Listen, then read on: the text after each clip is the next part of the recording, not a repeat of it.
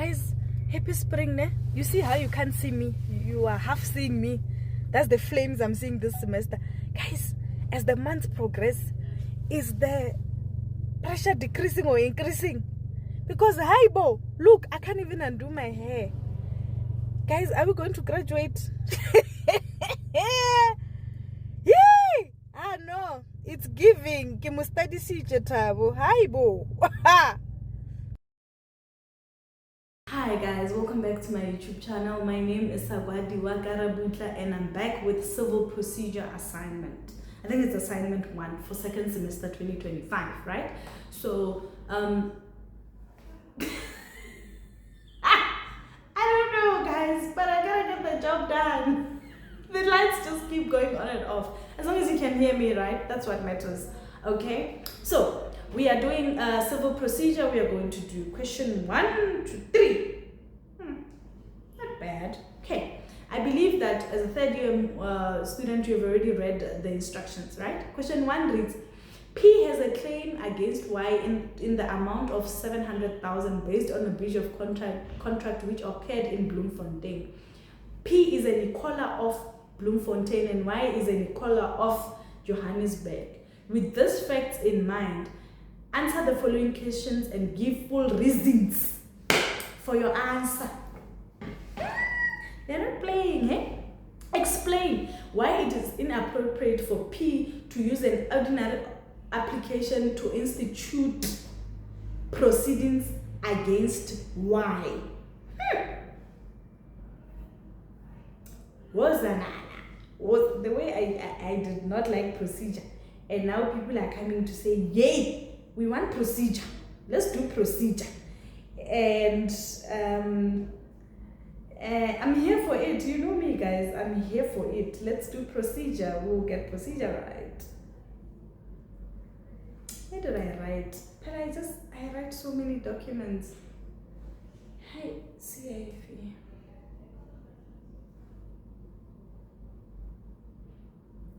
I write so many documents, it's crazy.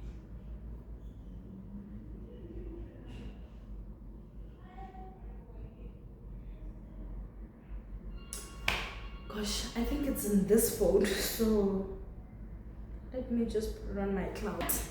A, let's answer.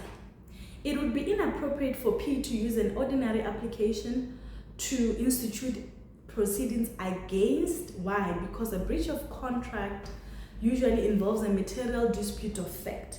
In application proceedings, the case is decided on written affidavits and factual disputes cannot be tested through cross-examination. Since contractual disputes often require an oral evidence to resolve conflicting versions, action proceedings via simple summons are more appropriate.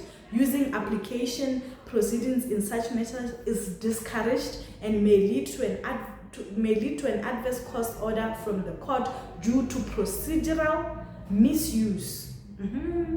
You just had equaler and you were like, yo, Safa, it is over for me. I'm gone. You just had that. I know you just had that.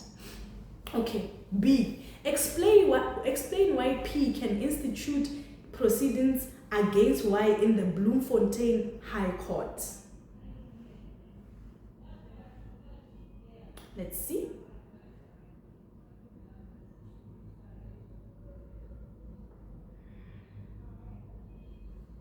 Sorry, my phone.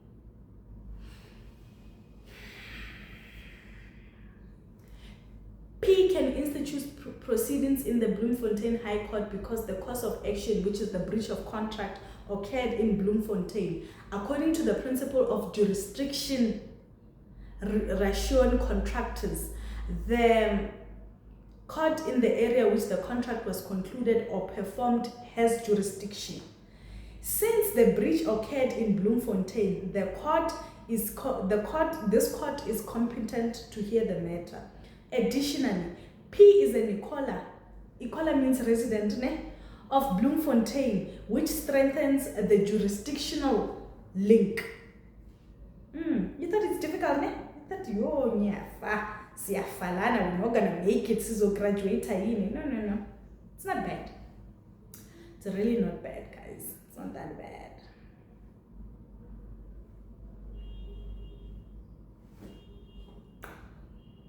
Okay.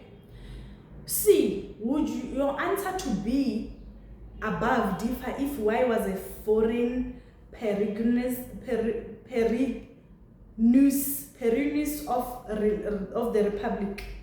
If it's Italian words, guys. If Y was a foreign peregrinus, which means not resident anywhere in South Africa, the position changes. In terms of common law, a South African court will have jurisdiction over a foreign I'm gonna say it's foreign P. Only if the cause of action arose within the court's area of jurisdiction and there is an attachment of property. Although the breach occurred in Bloemfontein, satisfying the first requirement, the court will not have jurisdiction if Y has no attachable property within South Africa. The presence of such property is essential to confirm jurisdiction over a foreign P. Therefore, if no property can be attached, P cannot proceed in the Bloemfontein court against a foreign peregrinus. Today we're going to speak Italian, I'm telling you. D, would your answer to be above differ if the claim related to the registration of fixed property and the property was situated in Pretoria? Yes, the answer would change. If the claim was about the registration of a fixed property and the property is in Pretoria, then the Pretoria High Court would have exclusive jurisdiction based on the rule of jurisdiction ration recitai. You're gonna learn today. This principle means that only the court in the area where the immovable property is situated can hear matters involving ownership, registration or transfer of such property. Therefore, the Bloemfontein High Court would not have jurisdiction in this situation. And now you already feel like you are the lawyer, no? Why J and T are married to each other and domiciled in Lesotho. After having been married to each other for a period of 8 years, J wishes to divorce his wife, T. At the time of the institution of the divorce proceedings, J had been living in Pretoria for 10 months. With these facts in mind, answer the following questions. Give full reasons for your answers. A. Will the Pretoria High Court have jurisdiction to hear the action for divorce?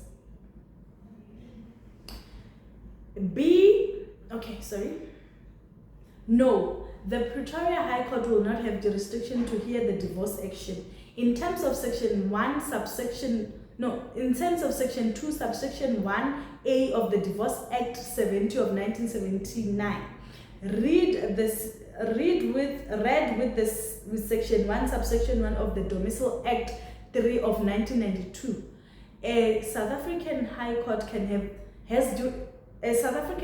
has jurisdiction over a divorce action if either spouse is domiciled or ordinarily resident in the area of the court's jurisdiction at the time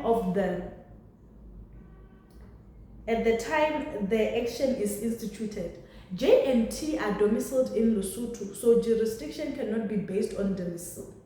Section 2, subsection 1B of the Divorce Act allows jurisdiction based on residence, but only if the spouse has been ordinarily resident in South Africa for at least 1 year. Immediately before the divorce action is brought. Since J has only been residing in Pretoria for only 10 months, the requirement for 1 year's ordinary residence is not satisfied. Therefore, the Pretoria High Court lacks jurisdiction under both domicile and residence ground. That's it. That's what they mean answer in full. Pull out, show off, pull out acts, pull out sections. We are in third year now. Welcome to lawyering. If J decides to issue summons against T, explain how. Explain how The summons will be served on T, who remained in Lesotho. Okay. The summons must be served by Edictal citation, which is a special procedure used when the defendant is outside of the Republic of South Africa. Edictal citation, which is Edictal. Please somebody pronounce it for us on comments. Allows service of court documents on someone living in a foreign country. This process is usually handled by a person or an official who is authorized by the laws of that foreign country to serve legal documents. J would need to apply to the High Court for permission to serve T via Edictal citation. Once granted, service will be effected in Lesotho according to the country's rules. And I think I'm gonna make this part 1 because as you can see, I'm somewhere doing my part-time jobbing. So I'm gonna do the last question, which is question 3 on part B. But I hope that this video has given you an idea on how you need to answer your questions. I'm gonna write in the description box all the special words and the acts that you use per question in the description box, because sometimes I can't pronounce well. I will see you when we do part 2 and we do law of property, okay? I love you so much. Mwah.